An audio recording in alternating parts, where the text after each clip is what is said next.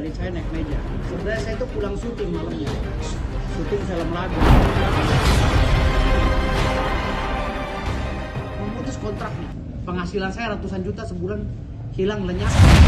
Jam yang lalu kami sebagai tim kuasa hukum dari Firdaus Owibowo mengajukan Owibowo. Owibowo. Iya, Owibowo. Ini ada kita salah nih namanya ya kan, Bang Firdaus Owibowo. Kita mengajukan permohonan pengujian material, uji material ke Mahkamah Konstitusi. Apa isinya?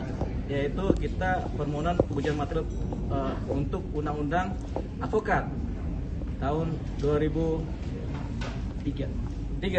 Undang-Undang Nomor 18 tahun 2003 kita ajukan ke MK.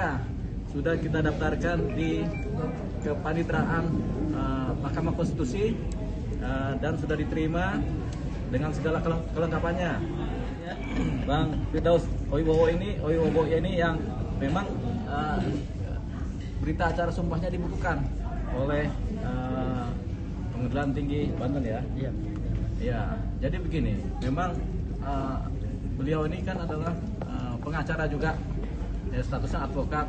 Kemudian yang berlaku sebenarnya adalah Undang-Undang Advokat, yaitu Undang-Undang Nomor 18 tahun 2003. Tapi seharusnya ketika ada pembekuan atau ada keputusan yang secara hukum adalah memberikan hukuman, ini kan pembekuannya termasuk hukuman juga kan. Jadi itu seharusnya beliau ini diproses menggunakan undang-undang advokat, di mana sebelum ada proses pemberian hukuman ada yang namanya sidang kode etik dari kehormatan lembaga advokat yang dimana beliau bernaung. Tapi ini tidak ada sidang kode etik ini sampai beliau kemudian mengundurkan diri dari lembaga tersebut. Jadi ini ada suatu kecacatan hukum formil di mana tidak dilaksanakannya sidang kode etik buat advokat. Jadi sebenarnya advokat yang melakukan kesalahan yang dalam kaitannya melaksanakan tugas itu kemudian ada sidang kode etiknya.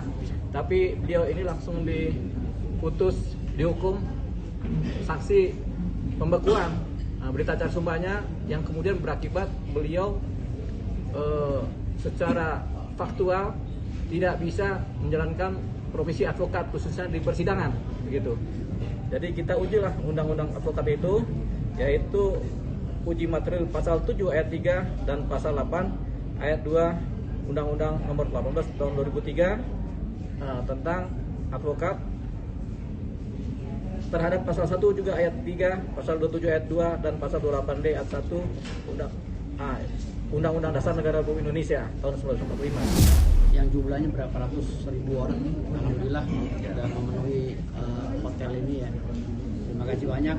Jadi sebenarnya cerita ini berawal dari saya naik meja. Sebenarnya saya itu pulang syuting malamnya, syuting film laga gitu. Dan ada adegan naik meja. Tahu karena syutingnya nggak jadi di take malamnya, jadi paginya actionnya di nggak, itu bercanda. Jadi gini, hal yang tidak disengaja itu menurut analogi hukum itu tidak bisa ditafsirkan sebagai pelanggaran hukum karena itu di luar kesadaran. Jadi di dalam pasal 44 KUHP itu dinyatakan bahwa orang yang tidak sadar tidak bisa dipidana ataupun dituntut secara hukum apapun. Jadi akhirnya proses itu bergulir dan saya langsung dibekukan dalam tempo yang sesingkat-singkatnya. Bayangkan, tempo 2 hari saya langsung dikeluarkan pembekuan. Pemecatannya dilakukan tanggal 9. Saya kronologis serurut ya. Jadi tanggal 6 saya naik meja, nggak sengaja karena adanya jaksa yang mengepung klien saya, Rasman Nasution. Saya spontan naik meja ingin menyelamatkan klien saya. Lalu tanggal 6 itu viral, Hotman tanggal 7-nya keluar meminta saya dan Rasman dibekukan. Lalu tanggal 9-nya Kongres Advokat Indonesia hari Minggu memecat saya, mengumumkan pemecatan, dan hasil pengumuman itu dijadikan referensi oleh Mahkamah Agung untuk mengeluarkan surat penetapan pembekuan saya tanggal 11 gitu.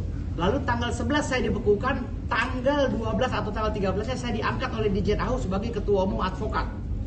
Bisa dibayangkan, saya dibekukan sebagai advokat, dipecat oleh Kongres Advokat Indonesia.